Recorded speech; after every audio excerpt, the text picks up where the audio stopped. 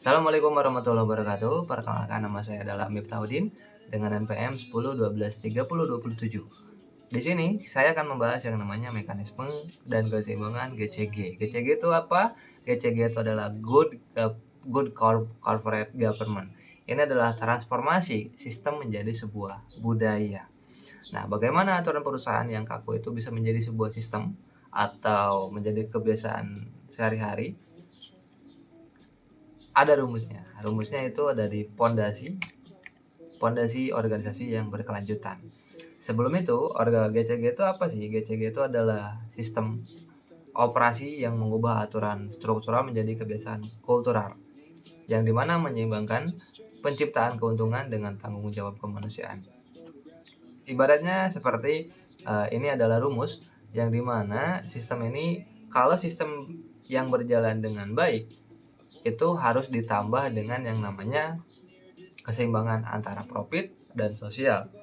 Itu bisa menghasilkan perusahaan bisa bertahan lama dan berkelanjutan, yaitu sustainable. Nah, bagaimana cara menjalankannya? Ada tiga tahap utama. Yang pertama adalah persiapan. Jadi, ada anatomi penerapan GCG, itu ini adalah sebuah proses berputar. Kita harus siapkan dulu aturannya. Ketika sudah disiapkan aturannya, kita jalankan atau implementasi. Setelah kita jalankan, baru kita evaluasi. Dan ketika sudah ada di ranah evaluasi, sebenarnya ujung dari putaran ini ada di tengah, yaitu budaya organisasi, yang dimana ini membentuk budaya organisasi yang sangat kuat. Kalau ini dijabarkan, peran masing-masing tahap ini itu seperti DNA cetak biru menjadi DNA organisasi, yang dimana persiapan itu adalah urusan infrastruktur dan implementasi itu aksi di lapangan, serta evaluasi itu mengecek yang namanya efektivitasnya.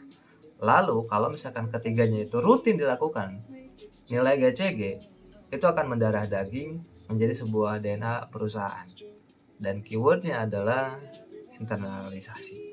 Nilai GCG hidup sebagai kebiasaan. Jadi harus rutin dilakukan agar terjadi yang namanya DNA perusahaan yang lebih baik. Nah, tadi saya singgung yang namanya keseimbangan atau seimbang. Apa sebenarnya yang diseimbangkan?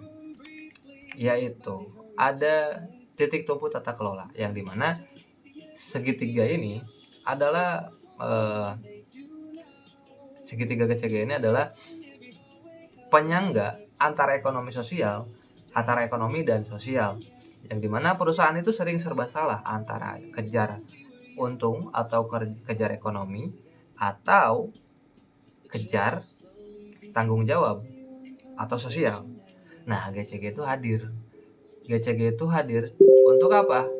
Hadir di tengah ini untuk menjadi sebuah penyeimbang agar tidak berat sebelah. Dan untuk menjaganya itu bagaimana? Untuk menjaga keseimbangan itu kita harus pakai apa?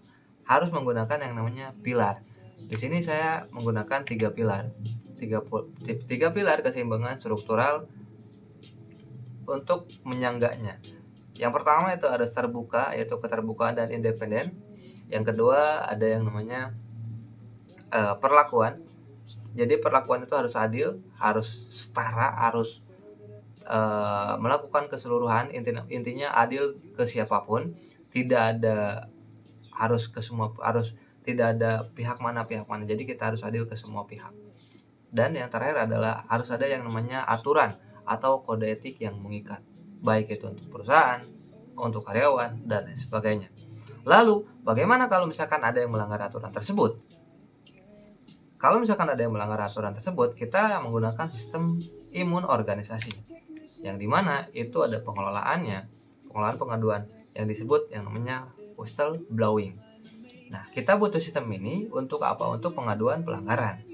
Syarat paling utama adalah pelapor itu harus dilindungi agar tidak terbongkar identitasnya, dan pelapor itu harus dirahasiakan agar mereka bisa berani berbicara, bisa bereksperimen, atau bisa menyuarakan apa yang dikeluh kesahkan dan lain sebagainya.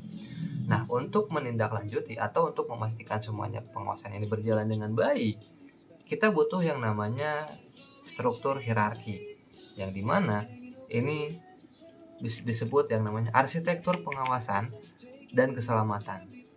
Nah, pengawasan ini itu ada yang namanya pengawasan tertinggi, itu disebut komisaris.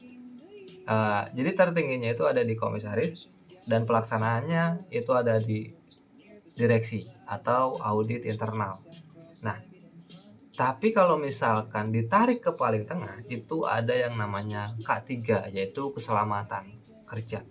Jadi fokus utamanya adalah tata kelola sumber daya manusia. Jadi bagaimana sistem ini menjamin ruang kerja yang aman dan keselamatan karyawan. Intinya adalah arsitektur ini menjunjung tinggi untuk keselamatan pekerja atau keselamatan para karyawan. Nah, sebagai penutup, kesimpulannya itu sebagai kesimpulan, jadi GCG itu bukan sekedar tumpukan dokumen, tapi GCG itu menciptakan sebuah yang namanya harmoni tata kelola agar kita bisa mengejar target secara bisnis, kemanusiaan, dan memanusiakan manusia di dalam perusahaan. Mungkin cukup sekian pembahasan yang saya sampaikan. Mohon maaf jika memang ada kekurangannya. Terima kasih. Assalamualaikum warahmatullahi wabarakatuh.